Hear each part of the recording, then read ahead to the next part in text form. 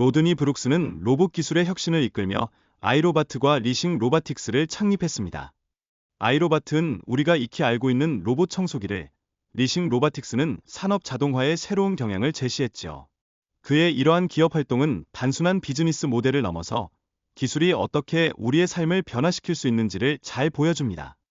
브룩스 교수는 과학 탐구의 본질이 단순히 지식을 쌓는 것이 아니라 세상을 더 나은 방향으로 이끌고자 하는 열망에 있다는 점을 강조합니다. 그의 연구는 기술이 인류에게 긍정적인 영향을 미치는 가능성을 제시하며 특히 우리가 어떤 방향으로 나아가야 할지를 고민하게 만듭니다.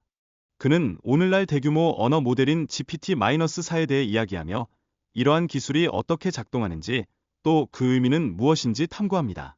특히 생성적 AI가 우리에게 어떤 통찰을 제공하는지를 설명하면서 기술이 우리의 사고방식을 어떻게 변화시키는지를 보여줍니다.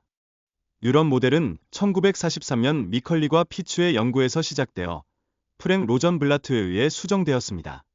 이 모델은 당시 신경과학이 여전히 미진했던 시기에 개발되었지만 현재의 AI 연구에 중요한 토대를 마련하는 데 기여했습니다. 채트 GPT 3.5는 무려 1750억 개의 가중치를 보유하고 있습니다. 이러한 가중치는 입력을 처리하는 데 있어 중요한 역할을 하며 학습 과정에서 조정되어 네트워크의 지식을 형성하는 중요한 요소로 작용합니다. 대규모 언어 모델은 문화적 기술로서 인간 작가를 모방하는 데 유용하지만 결코 인간 어린이의 성취를 완전히 대체할 수는 없습니다. 이는 기계가 어떻게 이해하고 생성하는지에 대한 두 가지 다른 측면을 보여줍니다. 존 서를의 중국방 이론은 인공지능이 언어를 이해하는 방식에 대한 철학적 논의에서 중요한 역할을 했습니다. 서를은 기계가 단순히 기호를 조작하는 것에 그치며 실제로는 언어를 이해하지 못한다고 주장한 바 있습니다.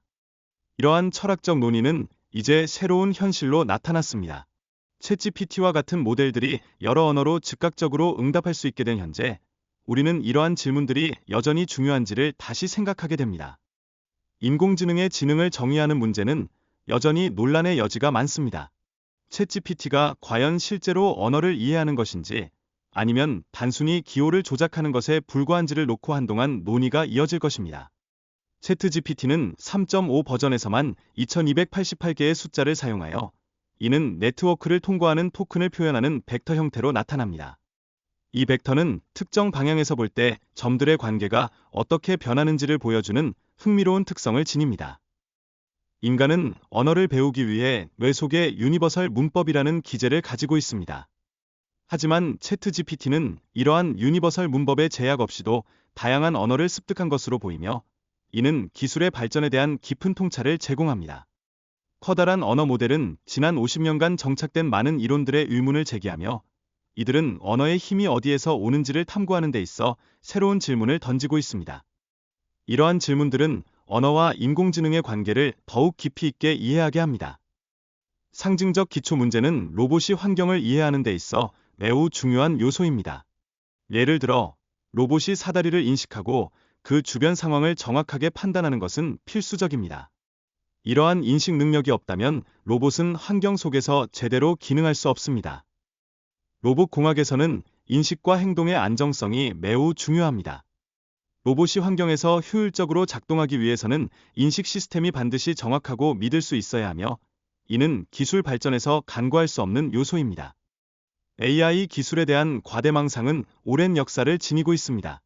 이는 연구와 개발의 방향성을 왜곡시킬 수 있으며 우리는 과거의 하이프 사이클을 통해 이러한 문제들을 인식할 필요가 있습니다.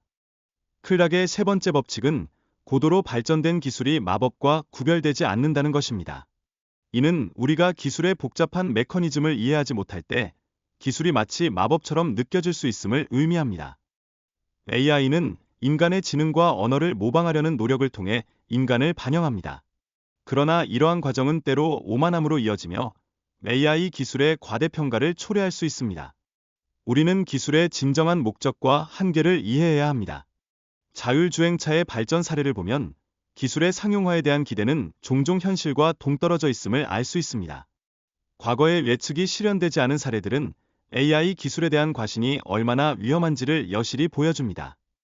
VC 자본의 유입은 자율주행 기술 발전에 지대한 영향을 미쳤지만 이는 또한 많은 데이터 수집에 따른 중복 현상을 초래했습니다.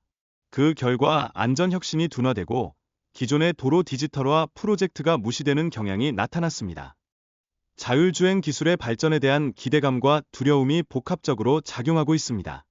사람들은 자율주행차가 빠르게 도입될 것이라고 믿었지만 실제로는 그 진행 속도가 기대에 미치지 못해 많은 이들이 실망하고 있습니다. 마지막으로 생성적 AI의 발전이 자율주행 기술에 미치는 영향에 대한 우려가 커지고 있습니다.